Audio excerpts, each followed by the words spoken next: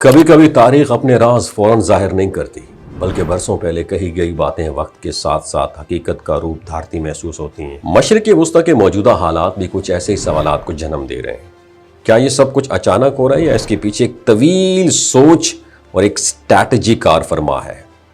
Doctor اسرار احمد کو جانتے ہیں آپ؟ انہوں نے دہائیوں پہلے بار بار اس بات پر زور دیا کہ مشرق وسطیٰ میں جاری تنازعات کو صرف وقتی جھڑپیں سمجھنا ایک بہت بڑی غلطی ہوگی۔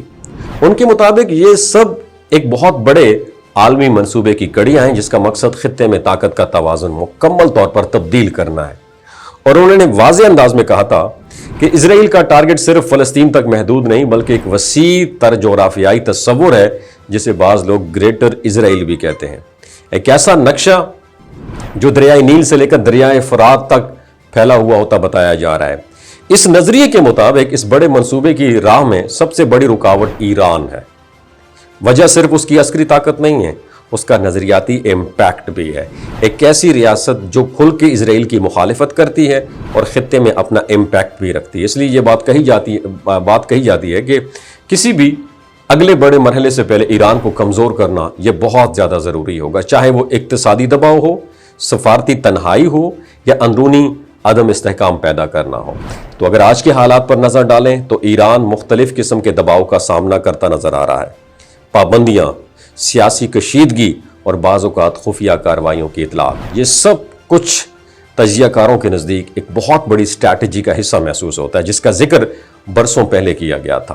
ڈاکٹر اسرار احمد کے مطابق جب تک ایران جیسی مضبوط طاقت موجود ہے، اسرائیل اپنے اگلے مراحل کی طرف پوری طرح موو نہیں کر سکتا، لیکن اگر یہ رکاوٹ کمزور ہو جائے تو اگلا ٹارگٹ عرب ہو سکتا ہے، ایک ایسی دنیا جو پہلے ہی اندرونی اختلافات، سیاسی تقسیم اور کمزور اتحاد کا شکار ہے۔ اور یہی وہ پوائنٹ ہے جہاں صورتحال مزید پیچیدہ ہو جاتی ہے۔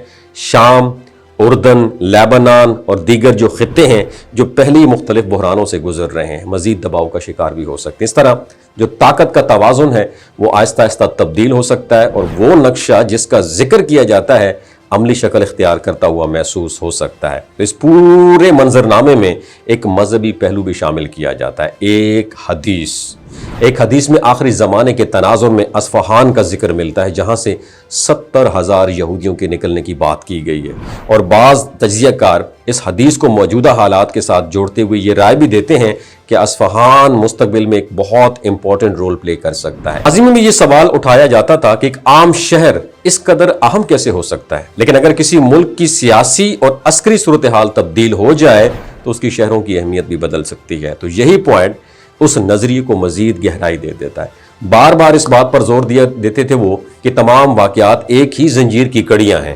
ایران پر دباؤ، عرب ممالک کی کمزوری، عالمی طاقتوں کی پارٹیسپیشن اور اسرائیل کی بڑھتی ہوئی طاقت، یہ سب مل کر ایک بہت بڑے مرحلے کی تیاری کر رہے ہیں۔ اگر یہ سلسلہ اسی طرح آگے بڑھتا رہا تو یہ خطہ ایک بہت بڑے تصادم کی طرف جا سکتا ہے جس کے اثرات پوری دنیا پر پڑیں گے، اور یہی وہ مقام ہے جہاں خوف، انسرٹینٹی اور سنسنی جنم لیتی ہے، کیونکہ آنے والا وقت صرف ایک خطے کا نہیں بلکہ عالمی نظام کا ڈائریکشن بھی بدل سکتا ہے۔ لیکن یہاں پر ایک اہم سوال یہ پیدا ہوتا ہے، کیا یہ سب وہی واقعی منظم منصوبہ ہے یا ہم واقعات کو ایک خاص زاویے سے دیکھ کر انہیں جوڑ رہے ہیں؟